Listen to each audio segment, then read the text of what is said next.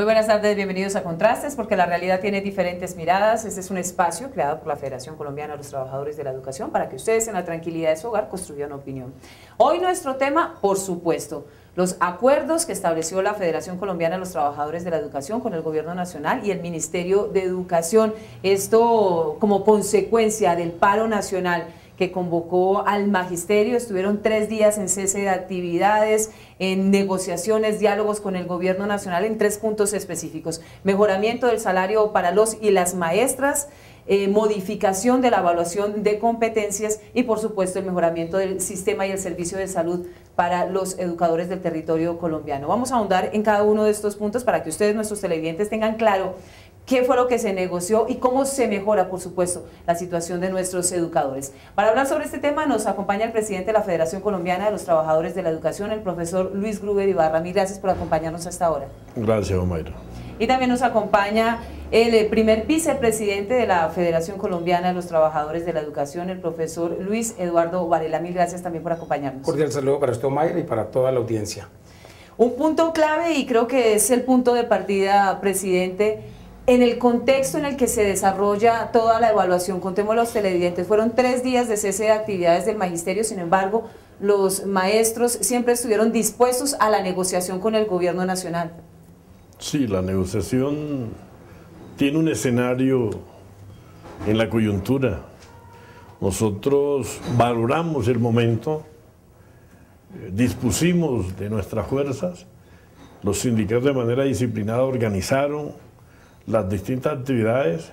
Creo que acertamos en el momento oportuno y por ello avanzamos de manera positiva con la movilización en nuestras reivindicaciones. Porque además había quienes manifestaban que el magisterio de alguna manera estaba aprovechando la situación de la contienda electoral para presionar al Gobierno Nacional en el tema de los acuerdos, desconociendo que el tema de la negociación no empezó ahora. Bueno, yo creo que este era un llamado, una solicitud que le venía haciendo el Comité Ejecutivo de FECODE, en cabeza de nuestro presidente y demás integrantes, al presidente de la República. Desde el mes de enero veníamos insistiendo en esta reunión para analizar muchos temas coyunturales en materia de educación y de derechos del magisterio. Empecemos a abordar uno a uno los acuerdos que se establecieron en la mesa de negociaciones con el Gobierno Nacional, Ministerio de Educación, Ministerio de Hacienda y Ministerio de Trabajo, por supuesto, que estaban inmersos en este proceso. Iniciemos con el de el mejoramiento salarial para los educadores. ¿Qué términos se establecen en ese acuerdo, profesor Gruber? Este tema de la revisión del salario, como literalmente lo escribimos en el documento petitorio, creemos que la Federación por primera vez se logra que en un mismo año los maestros, además del decreto de incremento, se dé una revisión. Pero la revisión no se hizo solo para este año.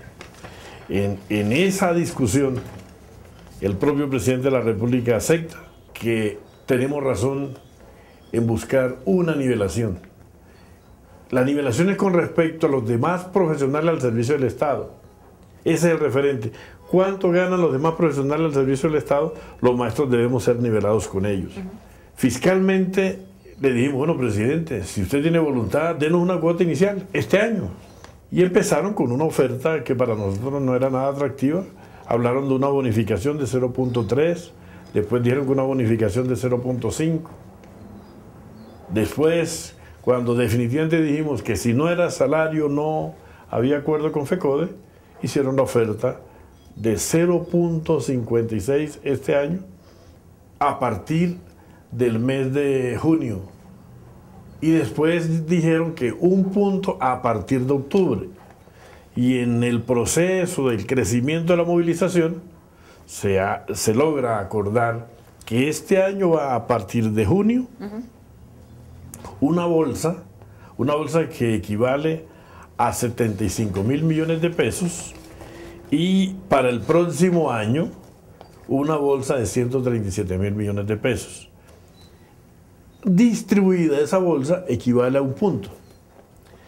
En el caso de nosotros no solo pedimos salario, pedimos nivelación. Sí. La nivelación por razones constitucionales, la ley 715 debe ser revisada en el año 2016. el compromiso normativo que asegura es que esta petición queda en el marco fiscal de mediano plazo. El marco fiscal de mediano plazo es como la estructura que define el rumbo fiscal del Estado en 10 años. Y de allí se saca el plan de desarrollo que tiene vigencia de 4 años. Y del plan de desarrollo se sacan los presupuestos anualizados. En ese marco decimos que lo que logramos no es una decisión de gobierno, sino una política de Estado. Y como política de Estado, el proceso de nivelación sustancial se verá del 2016 en adelante. ¿Por qué? Porque los estudios que da Compartir, el Observatorio Laboral de la Nacional, el Observatorio Laboral del Ministerio de Educación, eso oscila entre el 18 y el 22%, pero FECODE va a pagar su propio estudio. Creemos que es más. Y como el próximo año hay negociación, el estudio nuestro será el fundamento para decir cuál es el valor porcentual en ese tiempo que queda del 2016 en adelante para cumplirse el cuatrenio, para que la nivelación, ya sea el 18, el 22 o más, se le asigne anualmente una partida suficiente, pero sustancial, para que los maestros empecemos a igualarnos a los demás profesionales del servicio del Estado. Pero además del salario, pedimos otra cosa, que se inviertan recursos en calidad, en gratuidad, en alimentación escolar, en conectividad, en transporte escolar, en formación docente y en canasta educativa. O sea, que ese aspecto económico no solo fue lo laboral de los maestros. Aquí logramos un acuerdo para la educación y ese tema hay que destacarlo porque aquí fuimos más allá del gremio, porque nos interesa también el bienestar de los niños. La nivelación salarial para los y las maestras del territorio colombiano. Estamos hablando de la totalidad, 2277, 1278 y 804, que incluye, por supuesto, a las comunidades indígenas. Exactamente, Omaira. Estamos hablando de 314.982 maestros y maestras. Aquí nos escapan los rectores, coordinadores, los docentes de los diferentes escalafones e incluso, lógicamente, están allí los etnoeducadores y es para nosotros un logro muy importante. Yo creo que aquí es el momento propicio para expresar que a partir del 2015 la Federación tendrá que liderar una gran lucha para que esa reforma constitucional de los artículos 356 y 357 de la Constitución, que hasta el día de hoy están reflejados en la Ley 715-2001 y la Ley 1176 de 2007, dos actos legislativos nefastos para la educación en Colombia y para los trabajadores de la educación, tenemos el momento propicio para seguir exigiéndole a estos gobiernos que busquemos una solución para que le restituyamos los dineros que ha perdido la educación en 14 años en el marco de estas normas. Profesor Gruber, un tema que se convirtió de alguna manera en el cuello de botella del proceso de negociación fue el de la evaluación de competencias. Se especuló que era que los maestros no querían la evaluación, no iban a permitir el proceso de evaluación, la ministra lo dijo en algunos escenarios. ¿Es eso cierto? ¿Qué tipo de evaluación es a la que se niega la Federación Colombiana que los educadores se sometan? Los maestros somos pedagogos. Y no hay proceso pedagógico que no lleve inmerso la evaluación. Contra eso no estamos. Que quede claro que es válida la evaluación institucional. Tenemos que saber cómo están las instituciones, sus baterías sanitarias, su dotación, sus aulas, sus muebles, también sus maestros. Esa es necesaria, pertinente, pero también es necesaria y pertinente la evaluación de desempeño, que está en el rango constitucional en el artículo 125. FECODE en su Congreso Federal votó por una evaluación diagnóstica formativa y la evaluación de desempeño es la que nos da en el contexto de la institución cuál es el ajuste que hay que hacer en el proceso pedagógico para que sea exitoso. Esa evaluación es necesaria para el éxito escolar. Estamos en contra de la evaluación de competencia porque es tramposa, porque no refleja la realidad de la escuela, porque no sirve para hacer ningún mapa pedagógico, porque no sirve para actualizar a ningún maestro. Sirve para evitar que asciendan. Es una medida fiscalista que metió en el imaginario de la gente que con eso mejorábamos la calidad de la educación. La que tiene que ver con la calidad de la educación es la evaluación de desempeño, no la de competencia. La de competencia sale del esperpento del 1278 y este decreto, como trae consigo una norma fiscalista, es la talanquera para que los maestros no puedan ascender.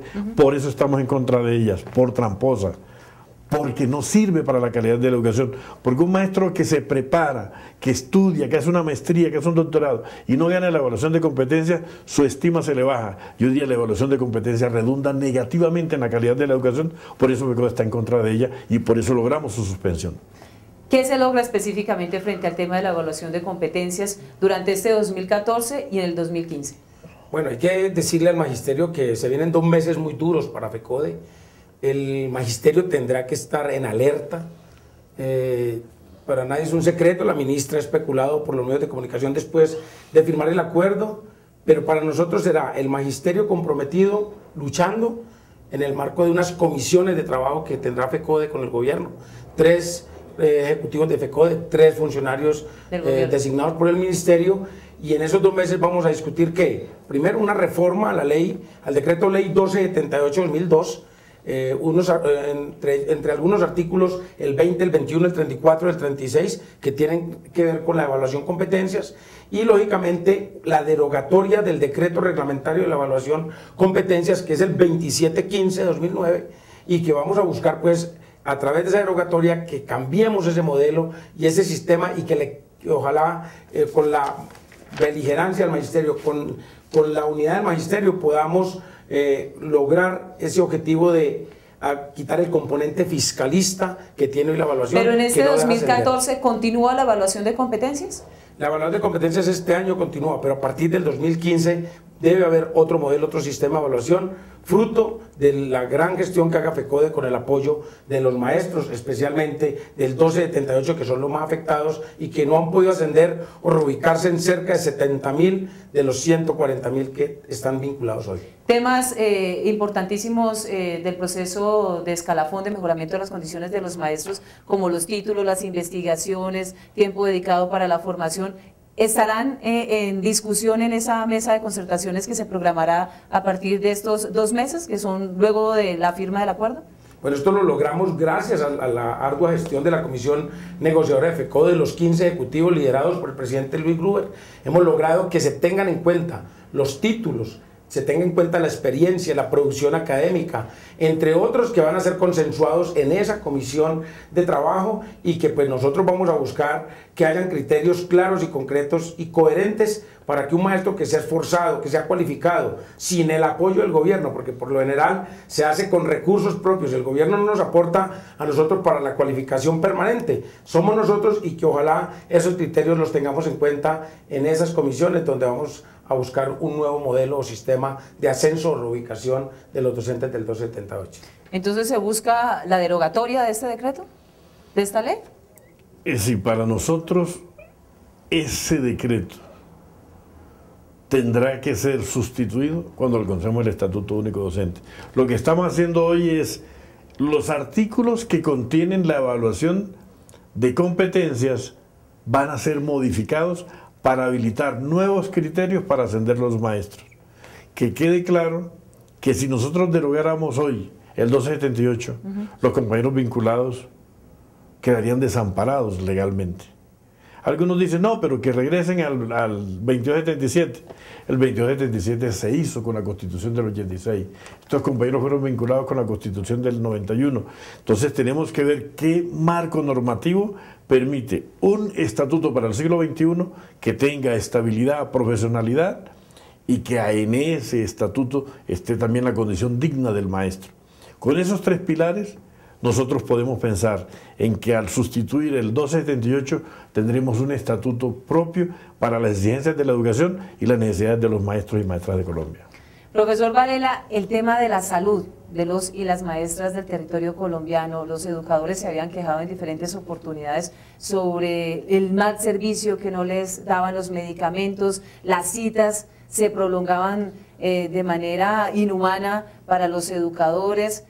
¿En qué se avanzó y a qué acuerdo se llegó específicamente? Qué buena pregunta, Omaira. Yo creo que FECODE ha insistido en las diferentes negociaciones con el gobierno. Desde el 2009-2011 logramos el tema de las auditorías médicas externas, logramos avanzar, y a partir de la gestión de este comité ejecutivo de FECODE nos dimos a la tarea de que funcionaran esas auditorías médicas externas, que se contrataran y se pusieran en marcha, y es así como se ha logrado pues que se conozca la realidad, la radiografía de la problemática de salud del magisterio y sus familias, en el marco lógicamente de una política gubernamental que surge a través de 3 acuerdos en el Consejo Directivo del Fondo, uno del 2004, otro del 2008 y otro del 2011, donde FECODE, que no tiene las mayorías en el Consejo Directivo del Fondo, se vio derrotado, pero FECODE en la negociación ha logrado que funcionen las auditorías médicas externas, pero aquí también hay que plantear un problema, la fiduprevisora. La administración de la fiduprevisora que ha generado todas estas dificultades, dilatando pagos no solo en materia de salud a los contratistas, sino en prestaciones económicas y demás. Yo lo que creo es que el acuerdo que acabamos de suscribir hace parte de comprometer al gobierno nacional, en cabeza no solo el Ministerio de Educación, sino el Ministerio de Hacienda, para que esta entidad fiduciaria administre correctamente.